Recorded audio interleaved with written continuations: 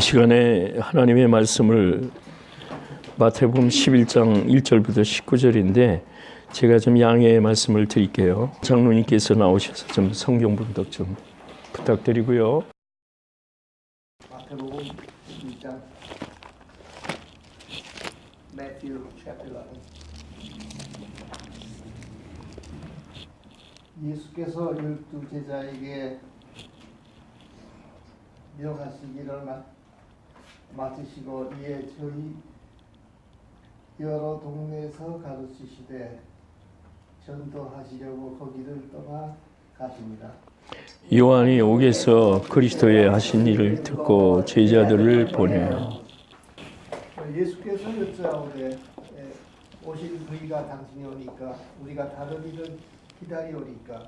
예수께서 대답하여 가라사대 너희가 가서 듣고 보는 것을 요한에게 고하되 소경이 보며 안진뱅이가 걸으며 문둥이가 깨끗함을 얻으며 귀머거리가 들으며 죽은 자가 일어나며 가난한 자에게 복음이 전파된다 하라. 누구든지 나를 인하여 실족하지 않은 자는 복이 있다 하시니라. 저희가 떠나매 예수께서 무리에게 요한에 대하여 말씀하시되 너희가 무엇을 보려고 광야에 나갔더냐? 바람에 흔들리는 갈대냐? 그러면 너희가 무엇을 보려고 나갔더냐? 부드러운 옷 입은 사람이냐? 부드러운 옷을 입은 자들은 왕궁에 있느니라.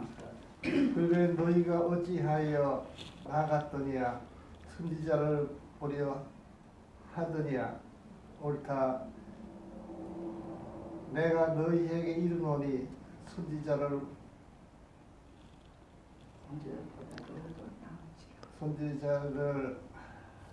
선지자보다도 다른 자니라. 나은 자니라. 기록된 바 보라 내가 내 사자를 네 앞에 보내노니 저가 내 길을 네 앞에 예비하리라 하신 것이 이 사람에 대한 말씀이니라. 내가 진실로 너희에게 명하노니 여자가 낳은 자 중에 세례 요한보다 큰 이가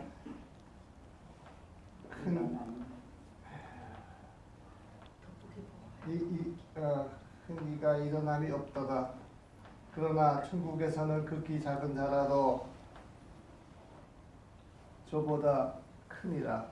세례 요한의 때부터 지금까지 천국은 침노를 당하나니 침노하는 자는 빼앗느니라.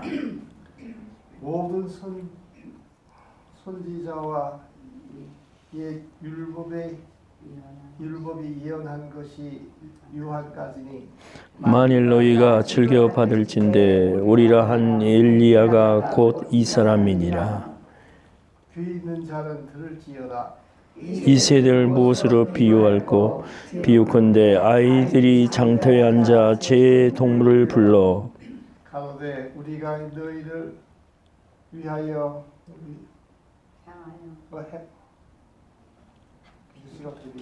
너희를 향하여 피리를 불어도 너희가 춤추지 않고 우리가 애곡하여도 너희가 가슴을 치지 아니하였다 함과 같도다. 요한이 와서 먹지도 않고 마시지도 아니하며 저희가 말하기를 귀신이 들렸다 하더니 인자는 와서 먹고 마시되 말하기를 먹기를 즐기는 사람이요 세리와 죄인의 친구로다 하니 지혜는 그 행한 일로 인하여 옳다함을 얻느니라. 아멘.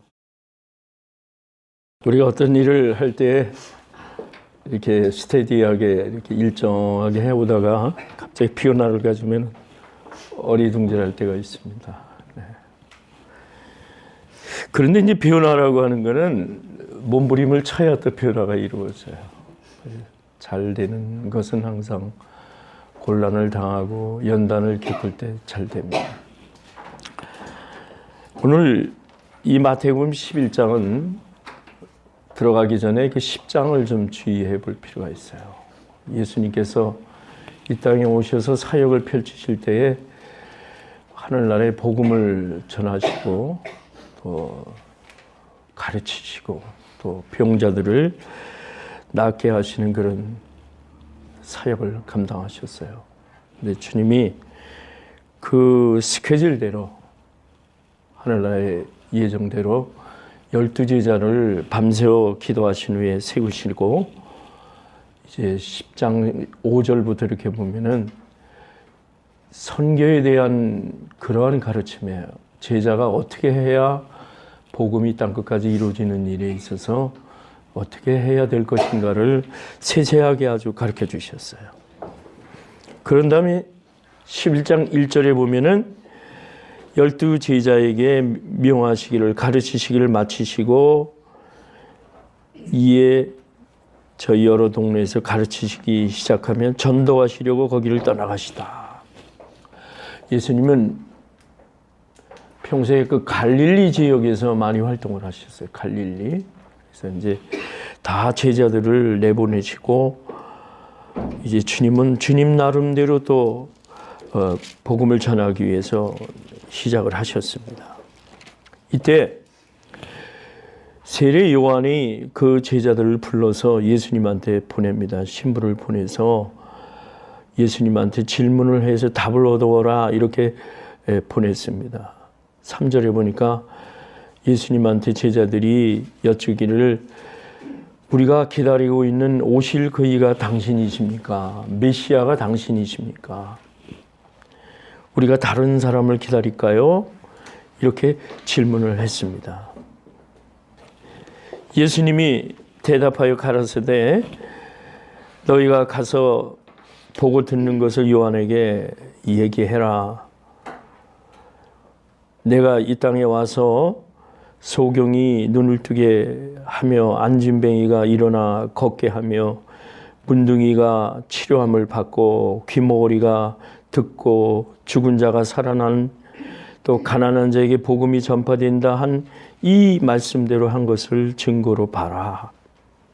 그러면서 누구든지 나를 인하여 실족하지 아니하는 자, 즉 의심하지 않는 사람은 복이 있다. 이런 말씀을 이 요한의 제자들에게 말씀을 답으로 주셨습니다. 오늘 주의 길을 예비하는 사람들, 주의 길을 예비하는 자 여기 세례 요한인데 이제 우리 주님이 오시기 전에 미리 우리가 기다리던 구세주가 이 땅에 오셨다 하는 것을 만방에 알리는 일을 세례 요한이 감당을 했습니다. 하나님은 창조 이후에 현재에도 하나님의 질서와 하나님의 예정한 방법대로 세계를 움직여 가고 계십니다. 예수님이 구원자로 오시기 전에 그 예수가 누구인가를 요한을 통해 미리 하나님을 알리게 하시는 미리 보낸 사람이 될 수가 있습니다. 그건 하나님의 주권으로 인도하시는 거예요. 어느 목사님이 3번 울었답니다. 한 번은 자기가 잘 살고 있었습니다. 넓은 집에 좋은 차를 가지고 나름대로 직장 생활을 하면서 가정의 안락을 꾀하고 잘 살고 있었는데 어느 날 하나님께서 부르신 거예요. 주의 종으로 부르시기 위해서 그 가진 재산을 전부 없이 하셨어요. 환경이. 그래서 너무나 답답하고 억울해서 억울한 마음이 들어서 정말로 울었답니다. 펑펑 울면서 기도를 했답니다. 한 1년쯤 되니까 신학교에 들어가서 이제 그렇게 울며 다니면서 신학을 공부를 했는데 1년쯤 지나고 나서는 이제 어느 날 하나님이 나를 불러주신 거에 대해서 감사함을 느꼈답니다. 그래서 감사의 눈물을 또 한 1년 동안 줄줄 흘렸다고 그래요. 그래서 또 1년이 또 지나서 어떻든 공부를 마치고 목사를 안수를 받아서 임지를 갔더니 교회를 이제 담임하여 갔더니 어떤 마음이 드느냐면은 하나님 예수님께서 마가복음 6장 33절에 양들을 예수님이 없는 목자가 없는 양같이 불쌍히 여기고 예수님이 목회를 하셨거든요. 사역을 하셨거든요. 그러한 걸로 이제는 양들을 보니까 목자 없는 양같이 방황하는 양같이 참 불쌍해서 내가 아니면은 이 양들을 돌볼 수가 없겠구나 하는 그런 극률한 마음이 예수님처럼 들더랍니다. 이렇게 변화하는 것 같습니다. 자기 재산을 다 잃어버린 데 대한 아픔의 눈물을 흘렸던 자가 신학교 가서 공부할 때 하나님께서 나를 그 많은 사람 중에 불러주신 걸 감사하여 눈물을 흘렸고, 이제는 목회의 임지를 와봤더니 이제는 진리가 무엇인지를 모르는 사람에게 긍휼함에 예수님의 마음으로 전할 수 있어서 감사의 눈물을 흘렸다고 합니다. 이런 것 같습니다. 바로 예수님이 당시에 있는 많은 유대인들에게 그들을 향하여 하나님 나라를 선포하실 때 이런 긍휼함으로 이제 선포하신 거예요. 오늘 우리가 주의해 볼 것은 저는 6절 말씀을 사실 키포인트로 삼았습니다. 누구든지 나를 인하여 실족하지 않은 자는 복이 있도다. 나로 인하여 하늘나라에 평안을 얻는 자, 나를 인하여 의심하지 아니하고 구원받은 자는 복이 있도다. 오직 예수가 아니면 구원받을 수가 없기 때문에 이러한 당당한 주님이 말씀을 해주신 거예요. 그래서 당시까지는 구약에 내려오는데 율법에 의지하여 선지자가 와서 메시아가 올 것이라 하는 그런 말씀을 예고하셨습니다. 많은 사람들이 로마의 식민지로서 그 폭정에 시달리면서 세금을 많이 내면서 고통 중에 살면서 언제나 율법에서 예고하신 대로 우리에게 그러한 선지자가, 그러한 메시아가 오셔서 우리를 이 아픔에서 정치적으로나 어떤 종교적인 데서 우리를 해방시켜 주실 분이 언제 오실 것인가 하고 많은 유대인들은 그를 기다렸던 겁니다. 그래서 물어본 거예요. 요한은 요단강가에서 세례를 베풀면서 회개하라, 천국이 가까웠느니라. 예수님이 요단강가에서 세례 요한에게 세례를 받으실 때 하늘의 문이 열려서 이는 내 사랑하는 아들이라. 하나님께서는 세례 요한을 통해 메시아가 이 땅에 오셨다는 것을 증명해 보이셨습니다. 오실 그분이 과연 당신이십니까? 우리가 다른 사람을 기다려야 합니까? 세례 요한은 확증을 짓기 위해서 이 질문을 했던 겁니다. 주님은 말씀하시기를 소망 가운데서 너희들이 메시아를 만난 것을 확인하라 그런 말씀이에요. 그러면 이제까지 살아온 것에서 성경의 말씀대로 이들은 기다렸지만 예수를 만난 이후로는 복음적인 삶을 갖는 거예요. 예수를 만난 이후에는 하늘나라의 온전한 시민으로 사는 겁니다. 그런 자격으로 사는 겁니다. 하나님 나라의 근본적으로 우리들이 영적인 이해를 가져야 된다는 거예요.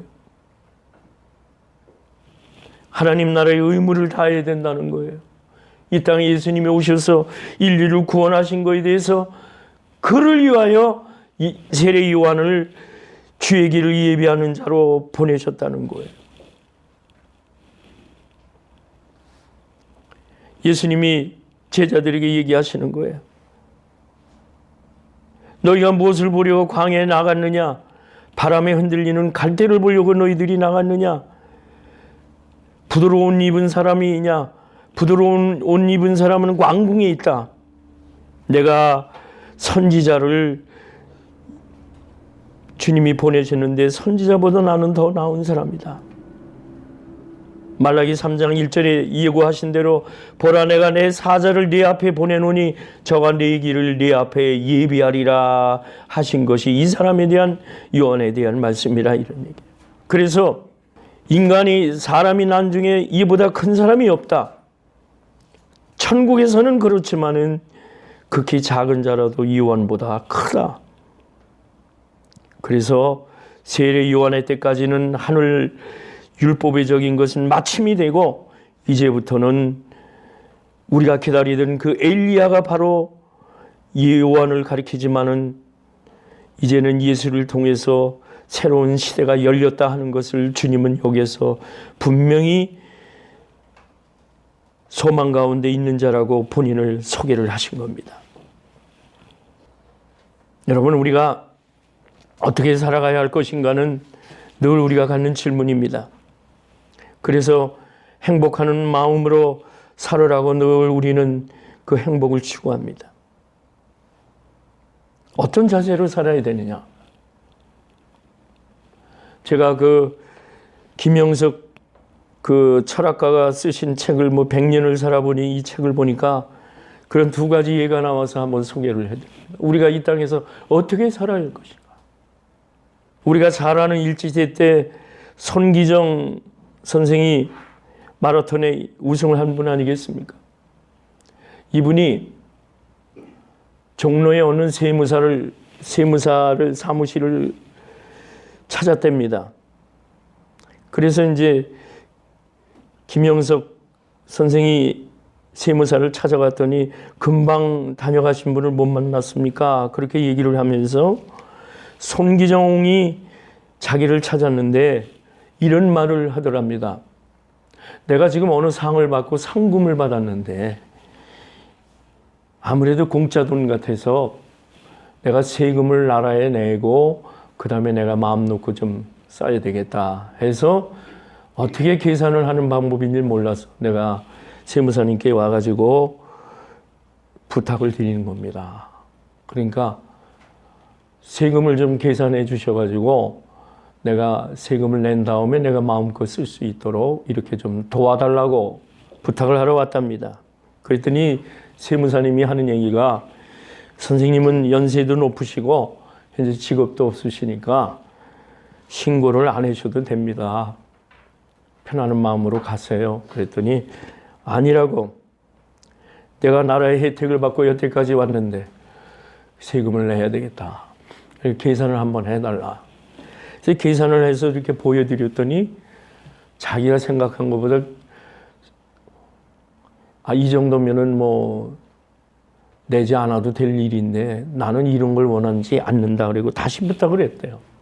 부탁을 했더니 법이 정하는 최고의 율을 정해가지고 계산을 해드렸더니 보시더니 그러면 내가 세금을 내겠습니다 하고 세금을 내고 돌아가시더라는 겁니다. 여러분, 여기에 또 조만식 선생님에 대한 얘기를 하더라고요.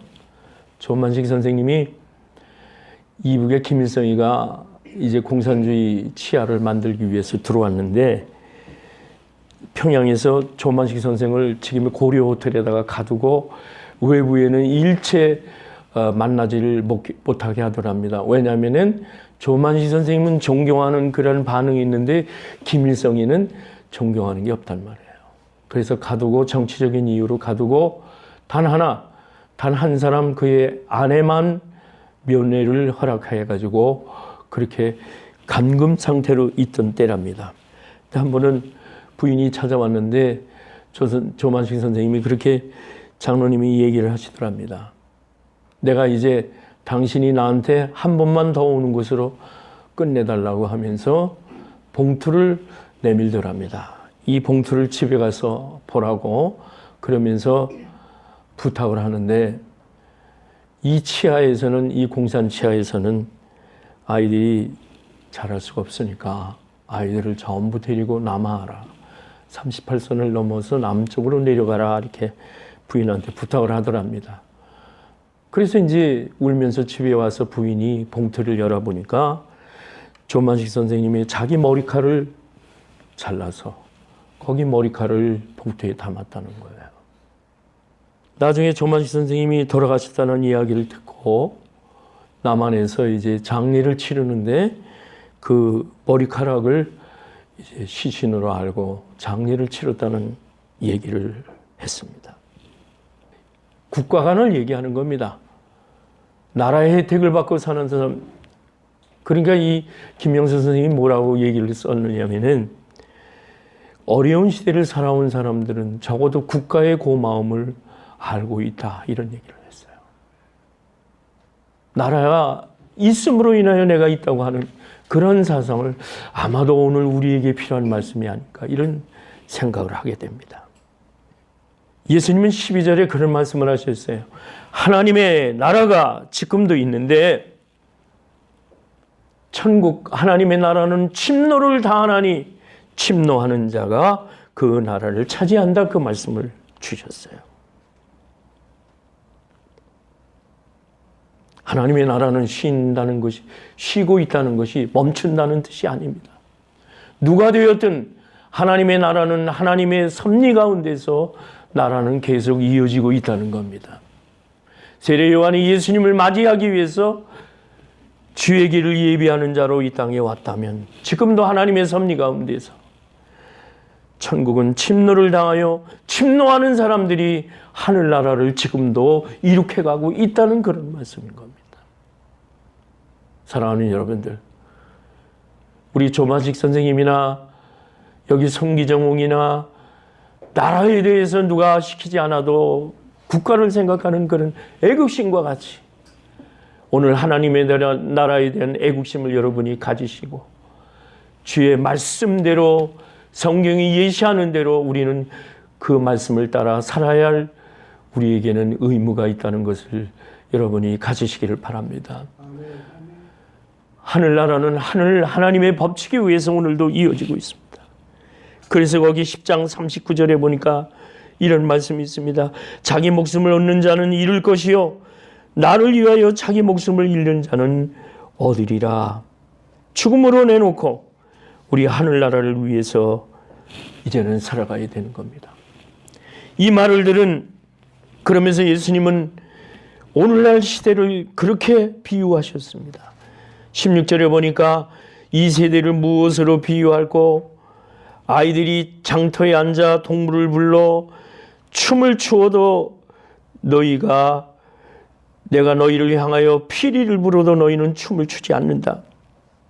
또 상여의 노래를 해도 너희들이 가슴을 치면서 애곡을 울지를 않는다. 이 시대는 이렇게 덤덤하고 무딘 세계가 되었다는, 국률한 마음이 없는 세대가 되었다는 거예요.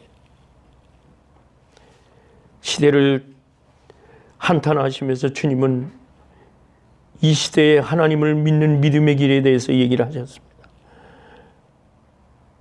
많은 사람이 얘기를 해요. 요한은 먹지도 않고 금식하면서 주의 길을 미리 선포하는 사람이었지만 그 요한에 대해서 많은 사람들이 귀신 들렸다고 이렇게 말하는데, 예수님은 오셔서 제자들과 먹고 마시면서 말하기를 마시고 즐기시는데, 그러셨죠. 예수님이 잔치집에서 신랑이 금식을 하겠느냐 이런 비유를 들으면서 세리와 그 당시 천시 여기던 그러한 하층의 사람들과 복음을 전하면서 즐기셨을 때 많은 바리새인들은 그랬습니다. 탐식하는 자라 그랬습니다. 먹기를 즐겨하는 자라고 욕을 했습니다. 세리와 죄인의 친구라 이렇게 얘기를 했습니다. 무시했습니다.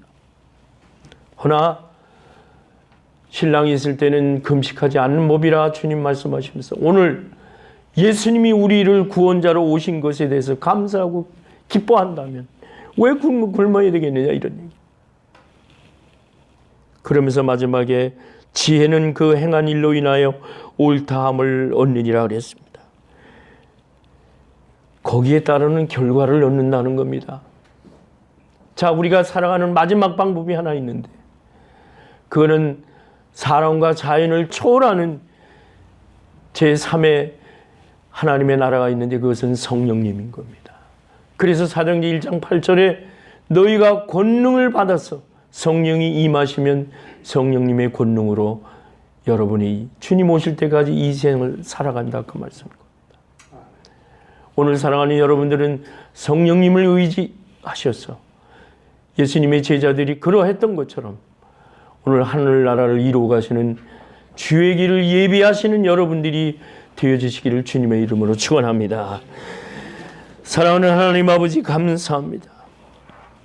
예수님이 이 땅에 오실 때 세례 요한이 주님이 오시는 것을 미리 나타내 보이셨고, 주님이 이 땅에 오셔서 십자가에 돌아가심으로 말미암아 하늘나라의 구원의 길을 완성시키셨습니다. 제자로 부름받은 우리들은 또 예수님이 이 땅에 다시 오실 때까지 이 땅 위에 선교적 사명을 다해야 되겠는데, 성령님에 의지하여 지혜로 옳담을 얻는 그러한 우리의 신앙이 되게 하여 주시옵소서. 예수님의 이름으로 기도하옵나이다. 아멘.